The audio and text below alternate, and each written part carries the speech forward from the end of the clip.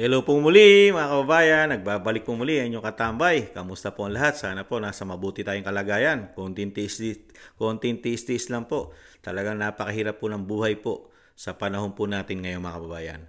Samahan niyo po muli ang inyong lingkod. Magkomentuhan po tayo mga kababayan. Magandang umaga po muna.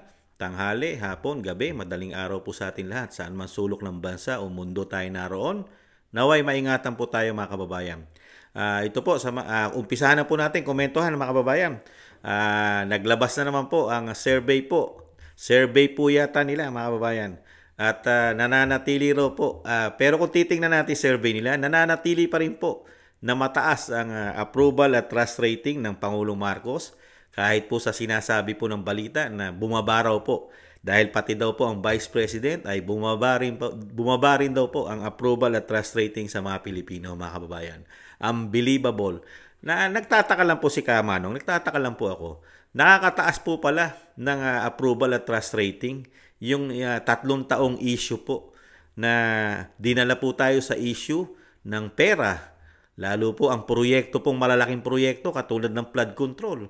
At yung ating pinapasok na mga business o negosyo katulad ng Maharlika Investment Fund.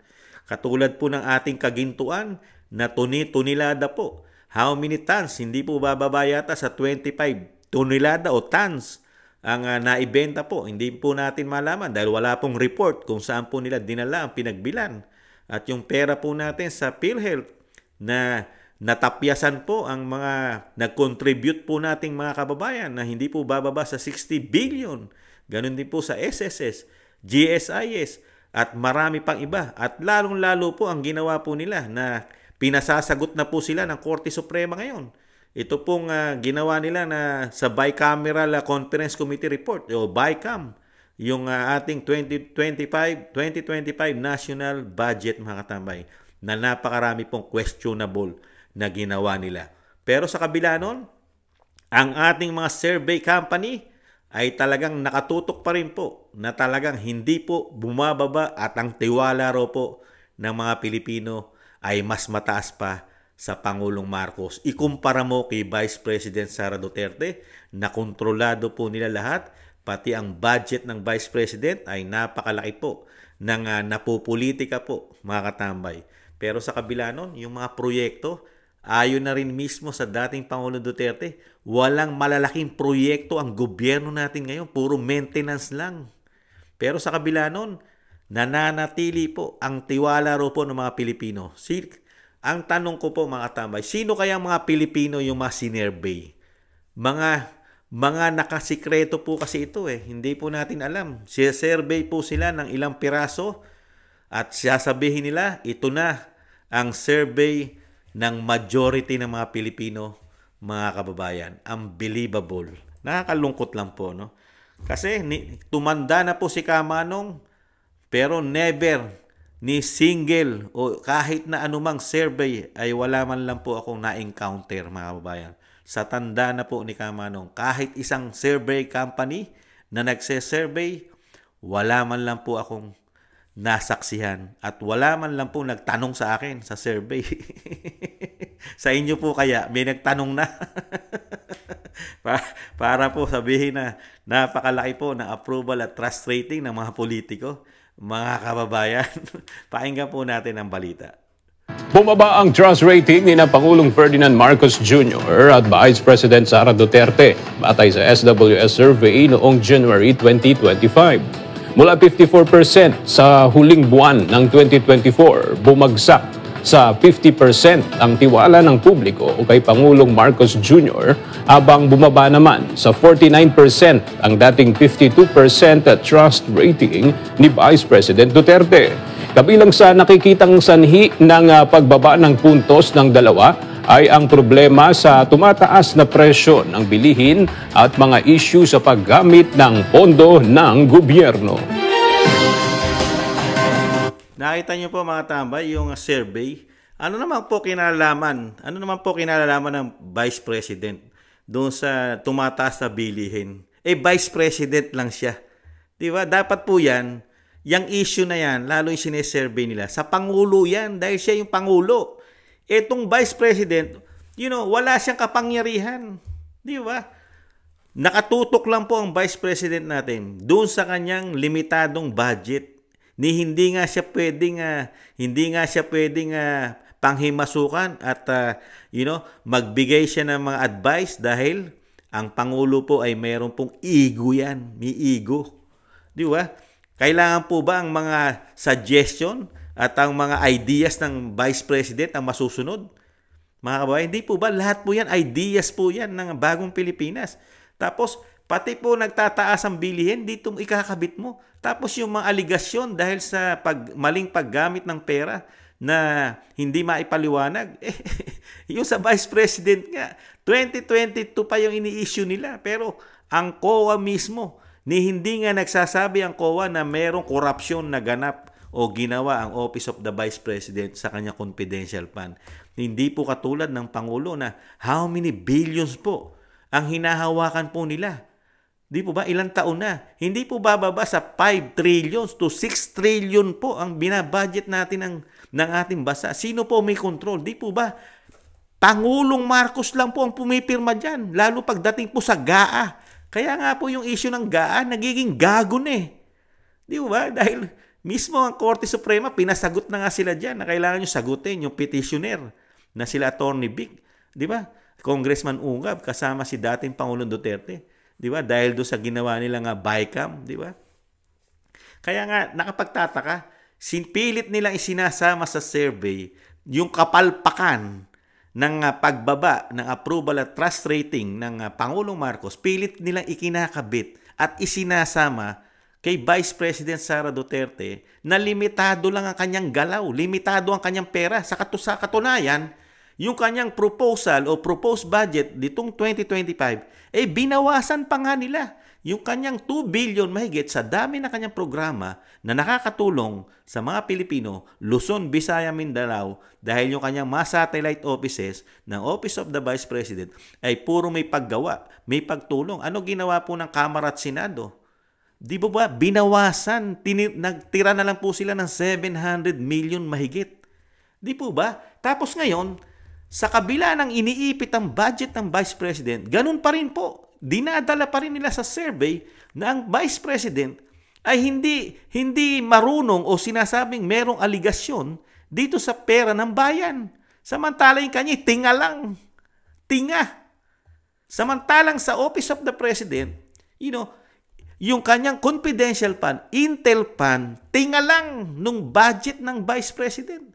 How many billions? Hindi bababa sa 5 billions o 10 billions di umano ang Intel and confidential fund ng Pangulo, samantalang ang Office of the Vice President, 700 million mahigit lang ang pondo niya. Tinga, samantalang yun. Intel and confidential fund, billion.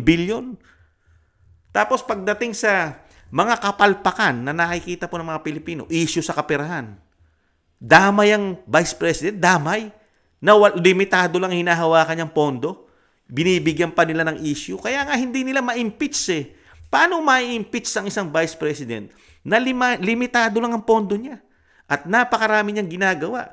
Yung satellite offices niya, Luzon, Visaya, Mindanao, isang history. Isang history ng isang Vice President na sa kauna-unahang pagkakataon sa kasaysayan ng bansa, merong isang Vice President na nakaisip na gawan mo buong Pilipinas, maglagay ka ng offices, satellite ng opisina ng Vice President at nilagyan niya po ng mga pagtulong na makakatulong sa mga Pilipino. Unang-una nga po, di po ba, yung suporta sa mga namamatayan nating mga kababayan na hirap sa pagpapalibing. Di po ba may suporta? At lalong-lalo na sa pagtugon, lalo pag may mga sakuna. Di ba, nahandyan ang mga offices ng Vice President. Kauna-unahan lagi nagbibigay ng tulong, suporta sa mga nangangailangan, lalo sa sakuna. Di po ba? At nagbibigay rin ng maraming programa. Tuturuan ka pang magnegosyo. Di ba? Hindi ka tuturuan maging tamad ng Vice President na nakaasa ka lang, nakalahad. Tinuturuan kang magnegosyo sa maliit na kapital, mag-umpisa ka sa maliit. Di ba? Kahit maliit ito. Pero hindi ka tuturuan maging tamad. Mga kababayan, hindi katulad ng programa ng pamahalaan, tuturuan ka maging tamad. Dahil dadaling ka lang sa programang puro ayuda. Mga kababayan, ang solusyon po, bigyan mo ng maraming trabaho ang Pilipino, hindi mo bigyan ng maraming ayuda. Kaya nga ang Vice President, tinuturuan niyang makabawi, makabangon, maghanap buhay, magnegosyo kung kinakailangan sa maliit na pamamaraan. Di ba? At yung kanyang mga programa ay kapaki-pakinabang. Meron pa nga siyang ginawang libreng sakay para sa mga kababayan natin, taxpayer, sa mga nagtatrabaho, sa mga estudyante, lahat na. Kapaki-pakinabang. Kaya lang, ginawa po? Dahil nga, napolitika po siya. Lahat ng programa niya, kinitil. Tinanggalan po ng budget. Kaya po yung mga programa niya, malaki po ang nabawas. Pati po ang kanyang mga offices. Nabawasan po yata ang kanyang mga offices na nakakatulong sa Pilipino. Tapos, pagdating sa survey, yung mga kapalpakan na nakikita ng mga Pilipino, dito mo ngayon ikakarga mo yung kapalpakan na nakikita ng mga Pilipino na ginagawa ng bagong Pilipinas, lalo sa ating kaperahan, damay ang Vice President, dinadamay nila. Mga kababayan, kaya lang, hindi naman po tangat bobo ng mga Pilipino ngayon. Hindi na po tanga. Nakikita po ng Pilipino kung sino ang nagtatrabaho. Sa lahat po, kasulok-sulukan ng Pilipinas, nararating ng Vice President. Ang Pangulo, ano po ang nararating ng Pangulo, mga kababayan? Ano po? Questionin. Itama. Ang nararating po, itama ang GAA na kanyang pinirmahan. Ngayon, kung hindi papabor ang Korte Suprema, magsha-shutdown pa ang ating gobyerno. Mga kababayan, imbis na itama mo yung anomalya na natuklasan dahil mali ang ginawa sa bicameral conference committee report, pero pilit pa rin itinatama. Yung GAA, nilalayo sa usaping confidential fund o yung sinasabing bicameral. Di ba? Kaya nga nagiging gago na ang kinalalabasan yata, mga kababayan. Kaya paano mo mapapaniwala itong survey nito, mga kababayan? Sa dami po ng issue po ngayon ng bagong Pilipinas, 3 taon na. Paano mo sasabihin na nananatili kang mataas sa survey at paano mo paniniwalaan ng mga Pilipino? Yung mga pangako mo nga. Pangako mo, 3 taon na, wala pang nangyayari sa ating bansa. Magandang buhay, maalwang buhay. Ang bansa natin ay magiging world class ang ating bansa. Ang bilihin natin, lalo ang bigas, 20 pesos lamang. Di po ba? Ano po ang nangyari? Ano po ang ginawa po, pinakita sa atin sa pamamahala po ng 3 taon? Komento ko, mga tambay. Dinala po tayo sa walang kamatayang saan? Pamumulitika. Dinala po tayo ng institusyon ng Kamara at Senado sa pamumulitika. Ngayon, pati po ang mga vlogger ay kasama na po sa pamumulitika. Samantalang sila po yung napakaraming ginawa po yatang troll farm. Dahil sila po yata ay maraming pambayad. At karamihan po yata ay nasapalan at nasilaw na sa pera. Pero kasama rin po sa kanilang, sa kanilang propaganda, mga tambay. Iyon po, kasama po yata yun sa mga pangako po na gagawin po yata sa ating bansa. Na yung kanilang gagawin, kauna-unahang priority po yata nila sa ating bansa ay pamumulitika. Pabagsakin ang mga Duterte. Pabagsakin ang mga nagsasabi ng katotohanan na ginagawa nila sa gobyerno. Yung mga anomalya na nakikita po, lalong-lalo po ni dating Pangulong Duterte, pag ikaw ay nagsalita, ay mukhang kikitilin pa ang iyong malayang pamamahayag. Kaya po pati po ang ating freedom of expression, freedom of speech, mukhang makikitil pa yata, mga kababayan. Ganyan po katindi ang ginagawa po nila ngayon, mga kababayan, sa ating bansa. Sa kabila na ang lahat ng pera ng Pilipino ay kontrolado nila ayon mismo sa Vice President, kontrolado ng institusyon ng Kamara at Senado dahil naniniwala na po tayo at napapaniwala na po tayo dahil po mismo ang Korte Suprema ay pinasasagot nila doon sa ginawa po nilang pagbabudgeting sa ating pera. Di po ba? Napakaraming issue pagdating sa pera. Tapos pagdating sa proyekto, mga kababayan, yung sinasabi nila na nagagawa at may ginagawa, kulang pa rin sa mga promises. Katulad na lang pabahay. Yung pabahay, nangako ka, 1 million housing per year. Target natin 6 million housing ang kailangan. Dahil ito'y pangako, promises, pero wala, hindi nga nakaka 500,000 sa isang taon. Di po ba? Kaya nga napakarami hindi nagagawa. Yung ating mga bayarin nananatiling mataas, hindi naman po bumababa. Ano po gagawin nila sa atin? Pipilitin daw nilang itaas dahil politika na, panahon ng politika. Hindi ba nagkataon lang o sinasadya? Dahil ito'y pipilitin, plano. Di ba? Paplanuhin nila. Hindi naman po katulad ng noodles yan. Yung ginagawa nilang batas, hindi naman po instant yan. Hindi po noodles yan. Pag nagsalita sila, nag-propose sila, plano, sa tingin nyo, instant noodle, tapos na agad. Marami pang usapin yan. Di po ba? Kaya po, kung nag-iisip lang po ang taong bayan, wag na po tayo magpabudol, mga tambay. Kasi mukhang binubudol po tayo, mga kababayan, ng mga survey company. Hindi kaya, pati sila ay nambubudol na rin sa atin. Sila rin kaya ay bulag at pipi at nagtatanga-tangahan din at nagiging gago na po sa nangyayari pong issue sa ating lipunan, lalo sa ating gobyerno, lalo sa kaperahan natin. Di kaya. Kaya nagtataka lang po si Kamanong, mga kababayan, kung sino yung may control ng napakalaking pera na hinahawakan taon-taon. Tapos ang lagi mong issue is kakabit mo. Ikakabit mo sa isang vice president na limitado lang ang asset. Mas malaki pa ang confidential fund yata ng isang speaker at isang Senate president ikumpara mo sa budget ng isang vice president. Hindi na nga kumuha ng confidential fund ng vice president dahil nga binibigyan nyo po ng kulay at pinupolitikan nyo. Di ba? Kaya nga ngayon kung kukuwentahin natin, kung maglalabasan lang po ng libro, yung sinasabi ni dating Pangulong Duterte, open the book, malalaman po natin yan kung gaano kalaki ang mga confidential fund ng speaker at Senate president. Kasi alam na po natin kung gaano kalaki ang intel and intelligent fund ng Pangulo. Hindi bababa sa 5 billion, pataas.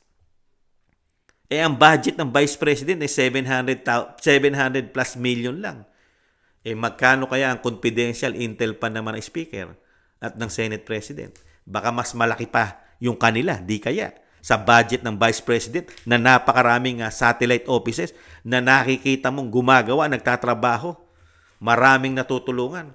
Tayo ba, nakikita ba natin kung paano gastusin, kung paano galawin ng mga congressman at mga senador ang budget nila? Dahil dito po, kung ito po ay hindi makukwestiyon at ito po ay matutupad at magiging budget itong 2025, ang laki po ng budget nila. Dahil ang Kamara ay nadoble po. Nadoble po, di umano ang kanilang budget. Hindi po bababa sa 30 plus billion ang kanilang budget.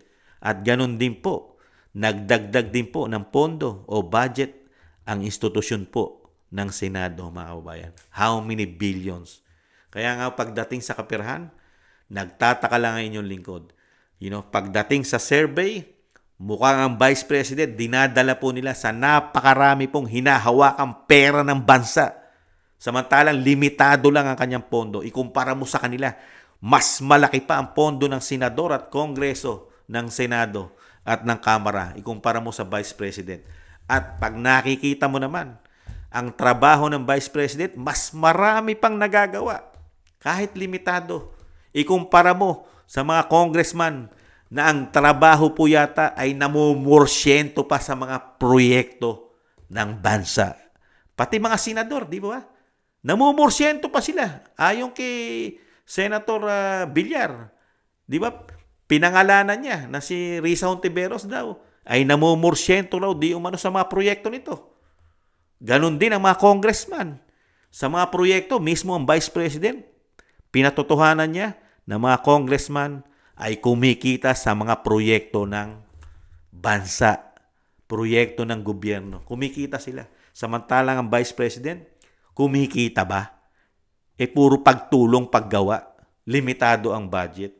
Kaya itong mga survey company na ito, mahiya-hiya naman po kayo. Tama po ba? Tama po pa ba ang ginagawa niyong survey sa Vice President? Mahiya-hiya naman po kayo. Komento ko, Hindi po ba nakakahiya? SWS, magbibigay kayo sa amin ng survey na ikukumpara nyo ang Vice President sa presidente ng bansa na nasa kanya lahat ang control, power, pera na hinahawakan. Samantalang sa Vice President, ikukomparison mo ang trabaho. Ang pera, hindi na nga match. Hindi na nga parehas ang perang hinahawakan nila. Pero sa pagdating sa trabaho, mas maraming natatrabaho ang Vice President. Di ba kahit barya-barya lang, tinga ang kanyang budget. Tinga. Ikumpara mo sa mga budget nila. Unbelievable. Kaya nagtatanong din po si Kamanong, anong klase po kayo mag-survey? Ilagay nyo po sa ayos ang survey nyo po. Komento ko, ilagay nyo, itama nyo ang survey. Di po ba? Hindi po kasi tama ang survey eh. Kinukomparison mo. Lalo sa paggastos, paggamit ng pera yung pera na ginagastos ng pamahalaan na kontrolado nila ng Speaker, ng Senate President at ng Pangulo, gabundok. Gabundok ang hinahawakan nilang pera sa atin. Samantalang ang Vice President, gakulangot. Kulangot lang sa liit ang kanyang pondo. Pero pagdating sa survey nila, kala mong pantay na pantay ang hinahawakan nila. Kapangyarihan. Ibang klase. Kapangyarihan ha. Parang parehas na parehas. Ibang klase. Kaya alam mo kung pag-aaralan mo at lalagyan mo ng logic, talagang alam mo na nagagamit yata sila sa politika, mga kabayan. Kasi hindi fair, walang fairness. Komento na inyong lingkod. Pagdating po yata sa survey ngayon, nitong pagpasok po ng bagong Pilipinas. Hindi po masama magkomento, mga kabayan. Komento ko ito. Ngayon, may karapatan din kayo magkomento at pag-aralan po ang ginagawa nilang survey, mga kababayan. Maraming salamat po, mga kababayan. Samantalang tayo, never naman tayong mapaniwala nila dahil hindi naman tayo bulag, hindi naman tayo pipi, at lalong-lalong hindi tayo bingi, at lalong-lalong hindi tayo tanga, bobo, at gago na kaya nilang gaguhin, mga kababayan. Maraming salamat po sa mga gusto po ng ating tambayang mga kababayan sa YouTube at TikTok. At ganun din po sa mga nagko-comment, like, share, and subscribe. Maraming salamat po. Konting tiis na lang po mga kababayan. Talagang may pag-asa pa ang ating bansa. Lalo na pag dumapo na po ang agila ng Mindanao. Maraming salamat po sa muli. Paalam. Bye-bye. Ngatalawa.